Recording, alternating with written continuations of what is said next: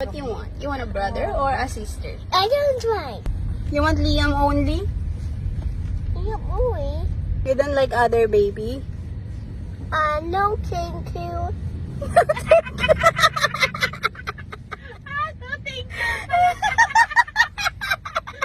Akala ko pa naman ako yung nagdadalang tao. Iba pala yung last letter. Pala, hindi o. O, Jiva, minsan namimiss ko rin. Minsan naman parang ayoko nang balikan. At dahil ayaw nga ni Liam pa, charot lang, wala tayong kakulab sa paggawa ng bebe. At meron nga sa aking nag-challenge. Dahil realistic naman yung kanyang challenge at kaya naman ng person, eto. Pinatulan ko na. Sabi nga niya sa akin ay malapit na nga daw siyang manganak ngayong August. At siya nga yung pinamili ko ng mga gamit ng baby nung nakaraan. Syempre, kailangan rin ng mga damit ng bata. Kaya ayan, umorder na rin medyo ako. Natagalan nga lang ang delivery nito. Kaya ayan, ngayon lang natin mapapadala. At taga-Tarlac pa nga siya. So sana umabot to dahil kabuwanan na daw niya next month. Parehas pa nga ng birth month ang kanyang baby at saka si Liam dahil August nga rin si Liam. So hindi naman ganun karami tong mga in-order ko pero tiyak ito yung mga magiging kailangan ng newborn. Actually, nung nagbuntis nga ako kay Liam, isa nga to sa mga nilulook forward ko. Yung bang mag-prepare ka na ng mga gamit mo pag malapit ka ng mga anak. Kaya naman naiintindihan ko, lalong-lalo na yung mga nanay na alam nyo na medyo kapos sa budget. So sana ito ay magamit mo sa iyong panganganak. Kaya nga meron pang pa-foam si baby. At syempre ang newborn kailangan niya nito. Kailangan niya talaga yung cute na receiving blanket. Kasi parang yan yung pinakauna niyang moment eh. Yan yung magiging una niyang pictorial for sure. Dito nga sa binibilan kong to ng mga pang newborn, mura lang tapos maganda pa yung quality. Yung friend ko nga dati na nag-abroad, ang mamahal nga daw ng mga gamit ng bata dun sa abroad. Kaya naman dito siya sa akin nagpabili at dito nga rin ako bumili. Tapos nung nagbakasyon siya, kinuha niya lang dito at ayun, nadala na nga niya doon sa Qatar. Syempre, ayan, ayusin natin. At eto nga yung mga sobrang cute na mga baru-baruan. Nung panahon nga ni Liam is mga plain baru-baruan lang yung mga nabili ko sa kanya. Pero ngayon nga, tingnan nyo kung gaano kagaganda. Bumili nga rin ako nitong partner-partner na bonnet, mittens at saka socks. Grabe nga ang cute ng mga design. Tapos hindi ko nga maalala kung ganito ba talaga kaliit ang ulo ng newborn. Dahil tingnan nyo naman, napakaliit lang. Meron nga mga nagsasabi ngayon na hindi na daw nilalagyan ng mittens ang bata. Ako kasi noon nilagyan ko si Liam pero sandali lang, wala pa yatang isang buwan. I-check nyo na lang siguro ng maigi yung loob ng mittens kasi nga yung mga sinusinulid niyan, ayan yung pwedeng umikot doon sa daliri ng baby. Kaya yata nila pinagbabawalan. Pero kami kasi noon ni Liam, sandali lang kami nagsuot ng mittens. Tapos nung nagugupitan ko na siya ng kuko ng maayos, hinayaan ko na naka-open lang yung kamay niya. Syempre, eto, nagdagdag din ako ng 2 babe. At meron pa siyang isa pang pamalitan ng receiving blanket. Actually, yung receiving blanket na yan, marami yung usage. Pwede yung kumot ni baby, pangsapin, pamunas ng kung anik-anik. Meron yung ginto si Liam, alam ko na itago ko pa yung iba, parang remembrance pa. And then, isang pilaso lang pala yung nabili kong lampen. Ay, pwede na yan. Sabi niya, meron naman daw siya nung iba. At eto na nga yung mga sobrang cute na baru-baruan. Tingnan nyo naman, mga di-printed na nga siya at nagkataon nga na partner dun sa mga binili kong bonnet. So, bali, ayan, detalye itong binili ko. Tapos, meron na nga rin siyang kasamang pajama sa loob. Actually, preferred ko talaga yung baru-baruan nung maliit pa si Liam. Kasi diba kapag mga newborn, parang napaka-fragile ng mga kamay nila, mga braso, binti. Ito kasi madali siyang isuot tapos ayan, detalye lang. Kaya naman madali lang rin siyang tanggalin kapag bibihisan mo naman ng baby. Meron din ako mga biniling short sleeves at saka sleeveless. Grabe nga, sobrang cute na cute. O, mukhang alam nyo na bouncing baby boy ang kanyang baby. O, Jiva, mas nag-enjoy pa ako dun sa tunay na nanay